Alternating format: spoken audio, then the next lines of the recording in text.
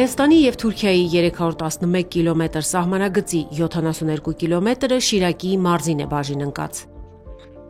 Ջրափին մարզի 15 բնակավայրերից մեկն է, որ սահմանամերձի կարգավիճակ ունի։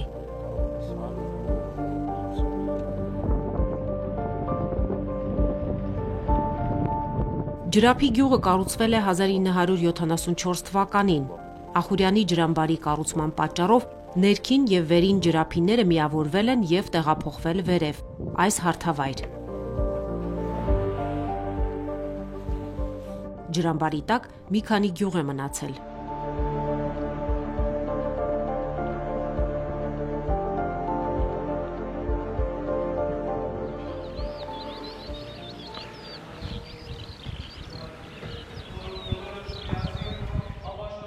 Կիրակի առավոտյան ջրափիի բարձունքից լսելի է մատուցվող պատարագի ձայնը։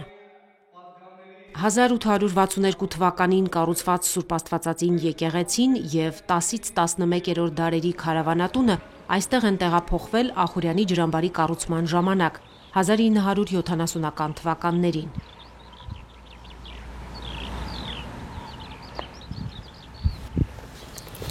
Ինձ հետաքրքիր է, թե ինչպես է հնարավոր դարձել քար առ քար քարավանատունը տեղափոխել և նույնությամբ կառուցել, ինչպես է դա իրագործվել։ 70-ական թվականներին, որ որոշել են, որ արդեն ջրամբար պետք է կառուցվի, եկեղեցին և քարավանսարան տեղափոխեն, այդ ժամանակ հատուկ մասնագետները եկեղեցին ու քարավանսարան, եթե նկատում եք, վերեն թվեր են, համարակալված են քարերի վրա։ Ուրեմն քար առ քար, հատ-հատ, բոլորը համարակալվել է, ներքևից քանդվել է մասնագետների կողմից, տեղափոխվել է ու վերակառուցվել է հենց այստեղ։ Այստեղ էլ որոշել են ինչի համար, որովհետև դիրքը բարձր է, ընդհանուր ինքը նայում է գյուղին։ Գյուղից բացի նաև երևում է մեր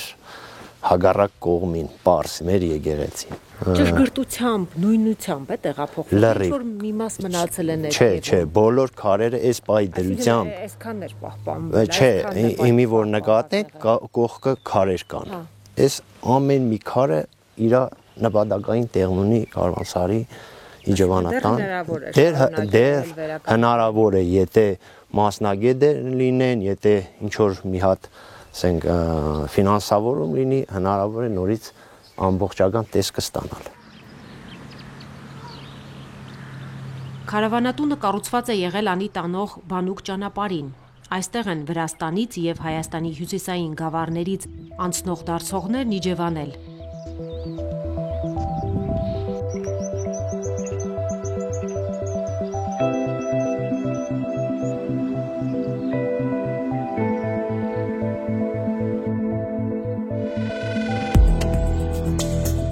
Որ ջրափին առևտրային ճանապարհի կարևոր հանգույց է եղել, պատմական կառույցներից բացի վկայում են նաև գյուղում առկա կամուրջները,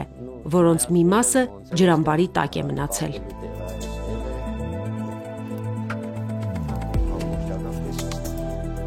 Եզակի կառույց է, ինչ հետաքրքիր առանձնահատուկ դետալներ կան, որոնք օրինակ սովորական այցելուն չի կարող իմանալ դրա մասին։ Դուք տեղացիներդ գիտեք։ Ուրեմն ասեմ, որ այստեղ մարդիկ, որ այցելուները գալիս են, տուրիստները գալիս են, սովորական իրանց համար ուղղակի իջևանատուն է վերջ, բայց եթե նկատում եք, այստեղ նայեք անցքեր կան։ Ուրեմն սա եղել է նրա համար, որ առևտրականները, որոնք եկել են Թիֆլիսից, Ղարսից, կոնկրետ հենց Թիֆլիսն ու Ղարսը կապել է անի հետ, հենց մեր իջևանատունը։ Այսինքն հանգրվանել են այստեղ, այսինք հենց, ասենք, ձիերի, ուղտերի կապելու տեղն է, որտեղ կապել են, իրանք ստեղ հանգստացել են, ստեղ ունենք նաև այսպիսի բան, որտեղ տեղադրվել են լույսերը, ճրագները, այն ժամանակ թե լույս էլեկտրաէներգիա չի, ճրագներ են եղել, ձետով է, յուղով է պատրաստված, այսինք եղել է լուսավորության տեղերը։ Եկեղեցյաց, կանայից, թագավորած Քրիստոնեից և սիմվոլյալ մարդկանց նոցա և ամենայն ժողովրդյաց։ Ջրափիի նորանշանակ երիտասարդ քահանան ընտանիքի հետ ապրում է հարևան Իսահակյան գյուղում եւ ծառայում սահմանամերձ 9 համայնքներում։ Այս բնակավայրերը հարուստ են պատմական սրբավայրերով, բայց ցավոք դրանց զգալի մասը խոնարհված է։ Գործողները դեռևս Բագրավանի Սուրբ Համբարձումը եւ Ջրափիի Սուրբ Աստվածածինն են։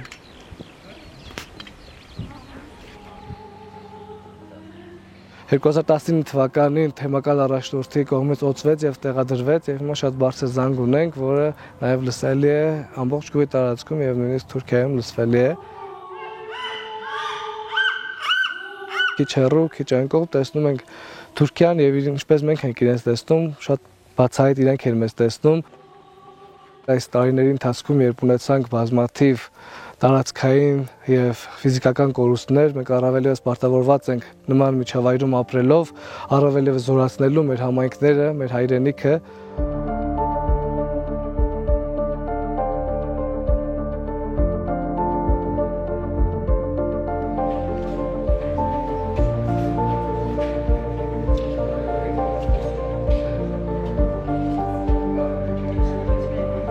Գյուղի հավատացյալները մշտապես եկեղեցու հետ կապ ունեն, իրենց աղոթատեղին է եւ շատ ուրախ ենք լինում, որ հատկապես նաեւ մկրտություններ, վսակադրություններ են լինում այս եկեղեցիներում, որ վստահաբար կարող են ավելի ճոխ եւ գեղեցիկ եկեղեցիներ ընտրել իրենց արարողությունների համար, սակայն ավելի կապված են իրենց հայրենի եկեղեցու հետ։ Եվ քիչ այն կողմ գտնում է Սուրբ Սարգիս եկեղեցին, որը ավելի հին կառույց է եւ հիմա կիսավեր վիճակում է։ Սուրբ Սարգսի անունը ոգեշնչող է մեզ համար եւ իբրև բարեխոս ունենալով իրեն, այնտեղ իմ առանձնական աղոթներում շատ հաճախ այնտեղ եմ այցելում եւ Սուրբ Սարգսի բարեխոսություն եմ խնդրում թե իմ եւ թե համայն հայության, պահպանության եւ օրհնության համար։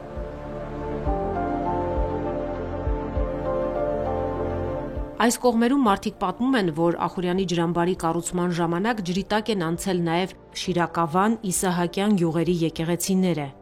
Պատմում են, սրբավայրերի տեղում ջրի տակից մարդիկ չմարող լույս են նկատել եւ շինությունները սկսել են քար առ քար տեղափոխել վերև։ Իդեպ պատմությունը մի քանի տարբերակով է պատմվում։ Մեր հարևան գյուղում եղել, ես էլ անձամբ գնաց եմ տեսել եմ, որ այդ ջրի մեջ ասենք լույս էր տալիս եւ այլն, դու ասեցի, որ այդտեղ ժամանակին հոգեվորականներ են թաղվել այդ եկեղեցու բակում, նրանց ոսկորներն են, ֆոսֆորային չգիտեմ ինչ, այդ երևույթներն են եւ այլն։ Իսկ մեր եկեղեցին միջև ջրամբարը կառուցել է, համարակալվել է, տեղափոխվել է գյուղի հարակից այդ բլրագի վրա, նորից նույնատիպ կառուցվել է։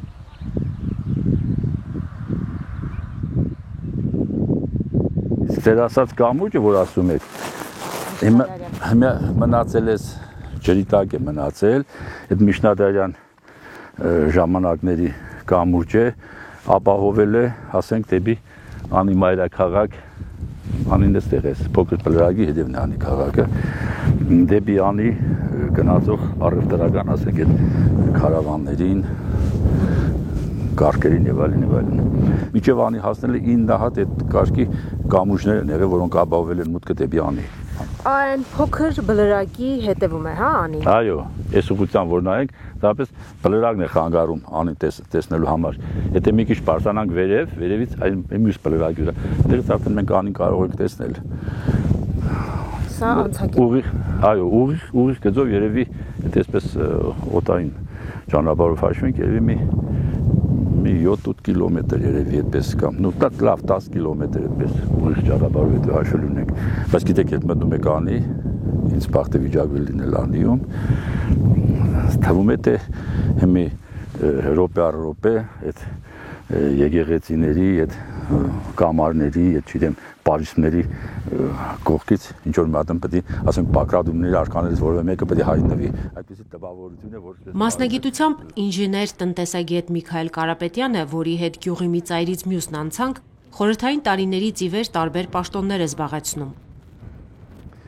Մասնակցել է ջրամբարի կառուցմանը, հետո ջրաբաշխման աշխատանքների իրականացմանը, այժմ էլ համայնքապետարանում է աշխատում։ Քաջատեղյակ է հայրենի գյուղի պատմությանը, խնդիրներին։ Ստաբիլ չէ։ Պարոն Կարապետյան, մենք հիմա գյուղի վերջնամասում ենք, չէ՞, ես այդպես եմ հասկանում։ Այո։ Եվ տեսնում եմ, որ տները գրեթե դատարկ են։ Այստեղից մարդիկ սահմանի պատճառով են լքել, թե ինչը։ Նու չի ասի սահմանի պատճառով, որտեվ մենք իցնե ծնվածօրվանից ապրել ենք սահմանում եւ սահմանը մեզ համար դարձել է սովորական առօրյական կյանք։ Երևի ավելի շատ աշխատանքի համար աշխատելու աշխատատեղի պակաս լինելու կամ չլինելու պատճառով ասենք մարդիկ հատկապես երիտասարդությունը լքել է գյուղը, գնացել հիմնականում Երևան, Ռուսաստան, արտասահմանյան երկրներում կան, գնացել են իրենց կյանք այնտեղ դասավորել։ Երկաթգիծը Երևան-Գյումրի երկաթգիծ։ Այո, Երևան-Գյումրի երկաթգիծն է նախկինում, այդպես նայենք, տեսնում եք կամուրջ եք տեսնում։ Նախկինում այդպես էր գնում երկաթգիծը, Ախուրյանի ջրամբարի կառուցման պատճառով մի քիչ տեղափոխեցին վերև ջրափից մինչև Բայանդուր կայարան, այդ հատվածը բարձրացել են մի քիչ բերել են ափից ավելի հեռու, ավելի ապահովության համար։ Իսկ սահմանի բացումը ինչպես կանրադառնա ձեզ վրա կոնկրետ Ջրափի գյուղի վրա, ինչպես կանրադառնա առհասարակ այս տարածքում ապրող մարդիկ կշահեն դրանից։ Գիտեք, հարցը մի երկու կողմ ունի էլի, ասենք, եւ դրական եւ բացական բնականաբար, դե ասենք մեգուսացված ապրել հնարավոր չէ, երկիր է, պետություն է, պետք է հարաբերվի, շփվի հարևանների հետ, հարևան երկրների հետ, առևտուր, դիվանագիտական հարաբերություններ եւ այլն, որպեսզի երկիրը զարգացում ունենա։ Բայց մյուս կողմից պետք է չմոռանանք, որ ում հետ ենք մենք ճանապարհ գնում, ում հետ ենք հարևանություն անում։ Այսինքն ես կուզենայի, որ մեր սահմանադրությունից սկսած այնպիսի կետեր, այնպիսի տողեր, այնպիսի կամ սահմանադրությունից բխող այնպիսի օրենքներ լինեն պետական, որոնք սահմանը բացելուց հետո մեր հարևաններին այսպես անսահման ազատություն չընձեռնեին։ Ասենք մեր հողը, մեր սահմանները, մեր այն արժեքները, գերագույն արժեքները, որոնք մեզ համար թանկ են, դրանք պահպանվեն։ Իսկ ինչ մնում են սովորական տուրիզմը, ասենք առևտուր, բան թող լինի, ինչ եղե, ամբողջ աշխարհում ընդունված կարգ է։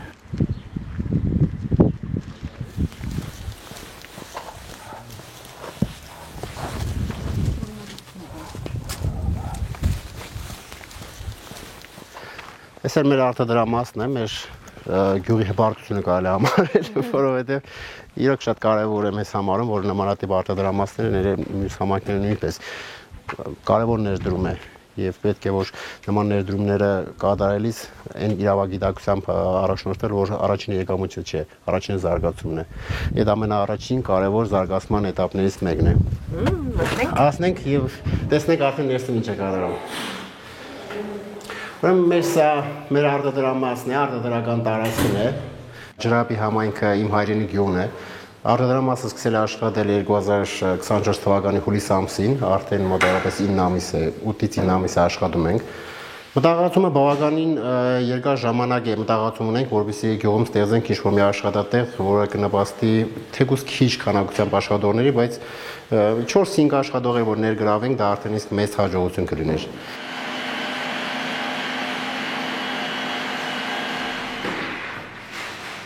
Միասնական երազանքն ունի անվանում։ Վարդան Եղիկյանը այս կարգախոսն է ընտրել հայրենի Ջրափիում հրուշակեղենի արտադրություն հիմնելիս։ Նա այն քչերից է, որ անտեսելով սահմանամերձ գյուղի դժվարությունները, գյուղական համայնքում արտադրություն է սկսել։ Տեսակ, որը քաղցր միքս է կոչվում, էլի նույն առանձին շտրիխ կոդով ու մակնշմամբ։ Դուք եք անունները որոշում։ Եվ բոլոր անունների ընտրությունը իմ կողմից է, մենք նաև ունենք միքսելա, մենք ունենք բելա, եթե համայնքը գյուղական համայնք է, ապա անպայման պետք է զբաղվեն անասնապահությամբ կամ գյուղատնտեսությամբ։ Դա թյուր ըմբռնում է, քանի որ եթե բնակլիմայական պայմանները այնքան էլ նպաստավոր պայմաններ չեն, ապա կարելի է նաև այլ աշխատատեղեր ստեղծել։ Մեր մոտ կոնկրետ Անի Խոշորասած համայնքի Ջրափի համայնքում մեծ առմամբ բնակլիմայական պայմանները շատ չի կարելի ասել նպաստավոր համարել։ Դա մեր համար առաջնային եղավ, որպեսզի այլ ձեռնարկություն, այլ ընկերություն ստեղծել, որտեղ կարող խթանեն նաև կին աշխատողների, քանի որ եթե փոքր-ինչ կարելի էր տղամարդկանց ներգրավել գյուղատնտեսական աշխատանքների մեջ, ապա կանայք մեծամասամբ չունեն այդ աշխատանքի հնարավորությունը եւ սա կարծում եմ երկուսը մեկում եղավ։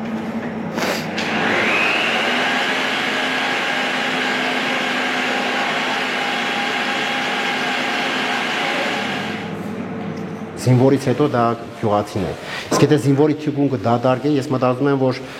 դժվար է նման կայազոր ունենալը։ Գյուղը ինչ ունեք երիտասարդին պահող։ Բացառապես ոչ մի բան։ Շատ լավ հարց եք բարձրացնում, բացառապես ոչ մի բան, որովհետև ել եմ ասում, մեր կառավարության կողմից գյուղը չի դիտարկվում այն տեղը, որտեղ կարելի է ներդրումներ կատարել նմանատիպ միջոցառումներ կամ վայրեր կառուցելու համար։ Կան համայնքներ, իհարկե, կառավարության սուբվենցիոն եւ սուբսիդավորման ծրագրերի շրջանակում կան համայնքներ, որտեղ կառուցվում են։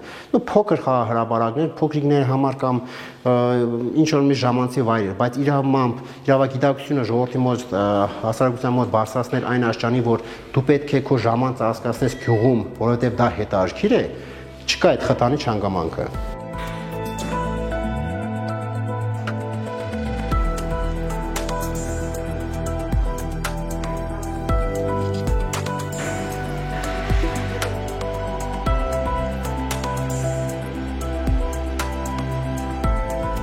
Սահմանամերձ Ջրափիում թխված հրուշակեղենի համը գիտեն Շիրակի մարզի գրեթե բոլոր քաղաքներում ու գյուղերում։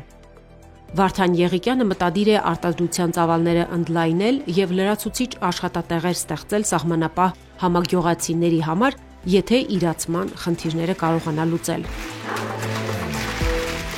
Գյուղը պետք է նույնպես զարգանա, ունենա նույն ստատուսը, ինչ որ քաղաքային բնակավայրերը, նույն զարգացվածության աշճանը, նույն հնարավորությունները, քանզի գյուղացին նույնպես ունի իր իրավունքները։ Մենք մշտապես խոսում ենք պարտականություններից պետության առաջ, բայց մոռանում ենք, որ պետությունը նաև ունի պարտականություն գյուղացու եւ քաղաքացու առջեւ։ Օրինակ մեր մոտ ընդունված է, որ Շիրակ այս կոնկրետ անի խոշորացած համայնքում, երբ որ օրինակի համար քամի է արդեն քամի է բարձրանում, պետք է անպայման էլեկտրաանջատում լինի։ Բայց մեր ընդամենը 1 կիլոմետր այն կողմ, որտեղ գտնվում է Թուրքիայի արդեն թուրքական գյուղերը, ոչ մի անգամ նմանատիպ բաներ չեն տեղի ունենում։ Դա արդեն իսկ զարգացության աշճանի, դա արդեն իսկ ուշադրության մասին է խոսում։ Մենք արդեն կատակում ենք, ասում ենք, որ Գագիկ Սուրենյանը ասում է, Խաղ օվկիանոսից անտիցիկլոն դուրս գալու, արդեն լույսերն անջատում են։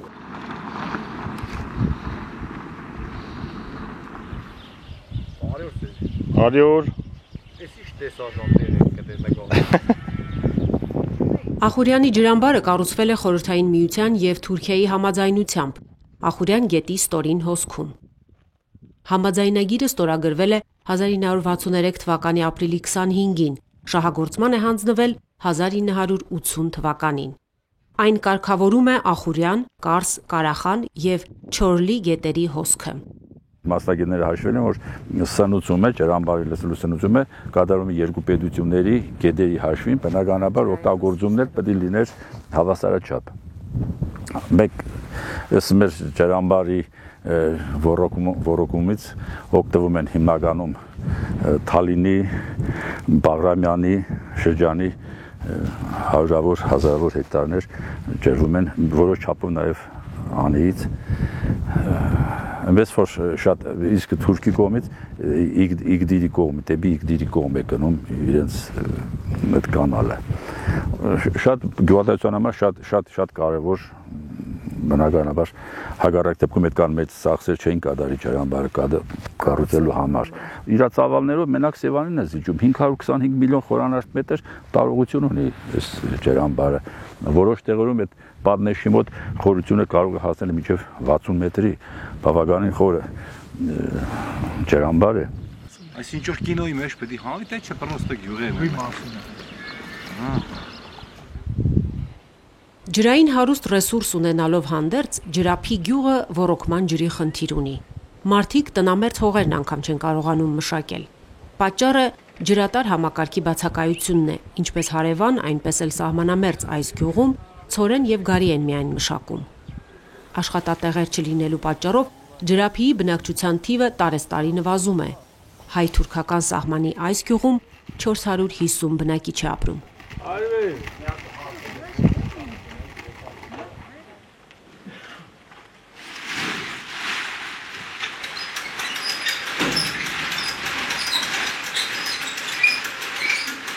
Սահմանամերձ Ջրափիի խստաշունչ կլիմայում Տոնոյան ընտանիքը խիզախել է նուրբ ու կամակոր բնավորությամբ հայտնի վարդեր աճեցնել։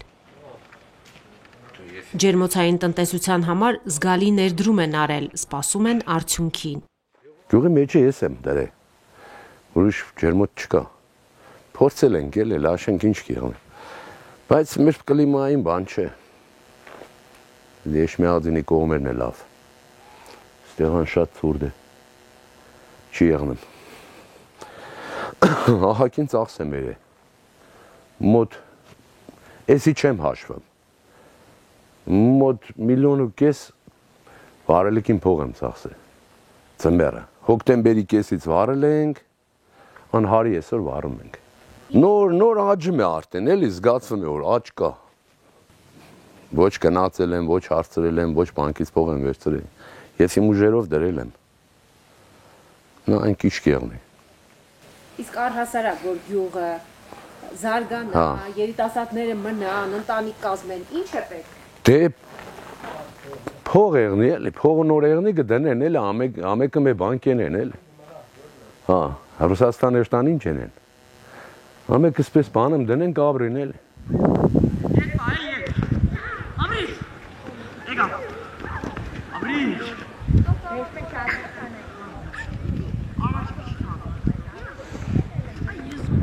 76 աշակերտ ունեցող Ջրափիի միջնակարգ դպրոցը նախորդ տարի 4 շրջանավարտ է ունեցել։ Համայնքի ղեկավարը հպարտությամբ ասում է, 4-ն էլ բարձրագույն ուսումնական հաստատություն են ընդունվել։ Գյուղի սկզբնամասում այժմ ընթանում են 288 աշակերտի համար նախատեսված նոր դպրոցի կառուցման աշխատանքները։ Այստեղ հաճախելու են ոչ միայն Ջրափիի, այլև հարևան 3 գյուղերի աշակերտները։ Ես համացանցում մի տեսանյութ էի տեսել նախորդ տարի, եթե չեմ սխալվում, երբ որ երեխաները ցուցանակով դասվար էին փնտրում։ Այդ խնդիրը լուծվեց։ Այդ խնդիրը լուծվեց, իհարկե լուծվել է։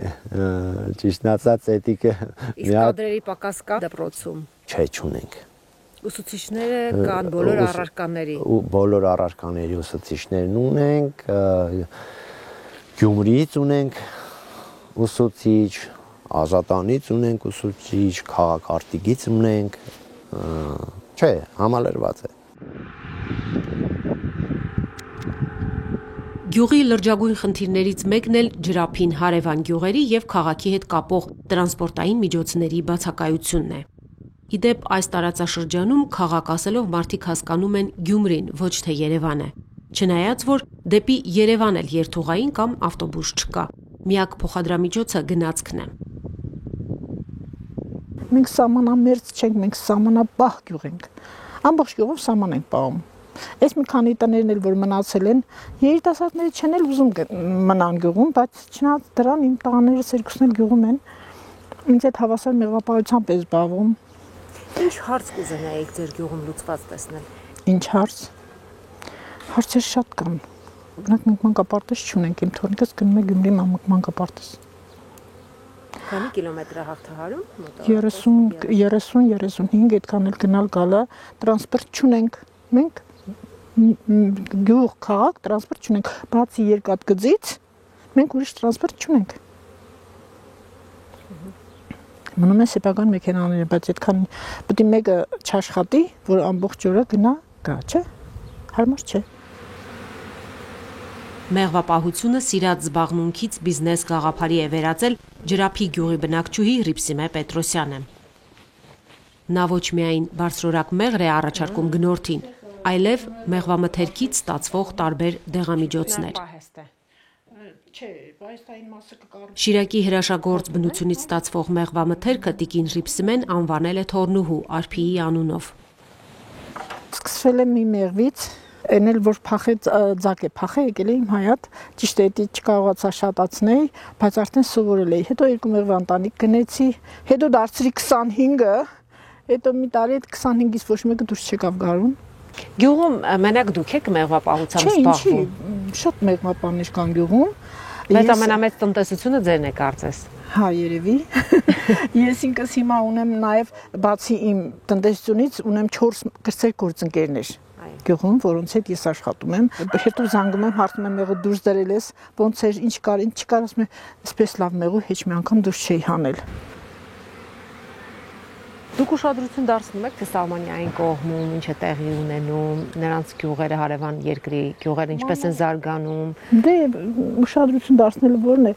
մի քանի տարի առաջ, մի 10-15 տարի առաջ այդտեղ ամայի էր, տարածքները ամայի էին լրիվ։ Իսկ մի որ հանկարծ բալկոնից նայում ես, ինքան շատ է լույսերը, այսինքն այդտեղ արդեն տուն է, այդտեղ բնակչություն կա, իսկ այն ժամանակ չկար։ Իրանք խտացնում են իրանց բնակչությունը, մերոնք դատարկում են գյուղերը։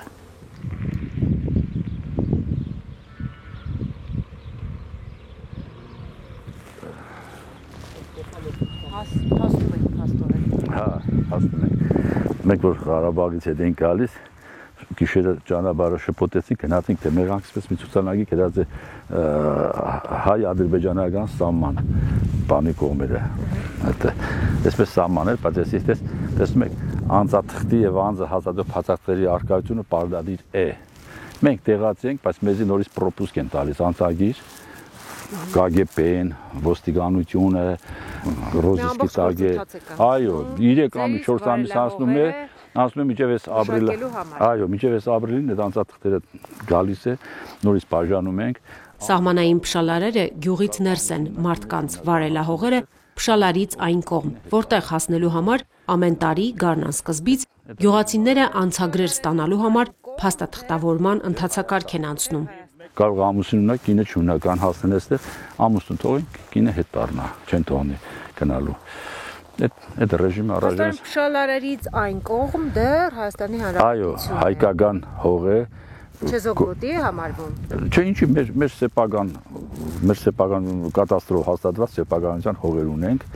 այդ ներսում մեր հողերն է, միջև Ախուրյան գետին հասնելը դեռ Հայաստան է։ Նույնիսկ ասեմ Ախուրյան գետի առանցքը օսը, որը կիսում է գետը հավասար մասեր, այդպես։ Ինչու են այսքան մոտ դրել այս փշալարերը։ Մի այսօր անգամ քննարկվել է հարցը, որ այս փշալարերը ավելի ներս գնան, որովհետեւ մարդիկ առանց անցագրերի, ասենք իմ ընկերներս են գալիս են ինձ օգնելու Բերկավակի ժամանակ, դրա մի քիչ խոչընդոտ է էլի, նորից պետք է գնաս, նորից տեղեկացնես, նոր թույլատրեն, չթույլատրեն, մարդու վերջը, որ մենք մեր հողերը որ ժամին ուզենանք մոտենանք։ Հիմի կոնկրետ այս բանի ես չեմ կարող գնալ ներս, իմ որտեղ ես այդ անձաթուղթը չունեմ։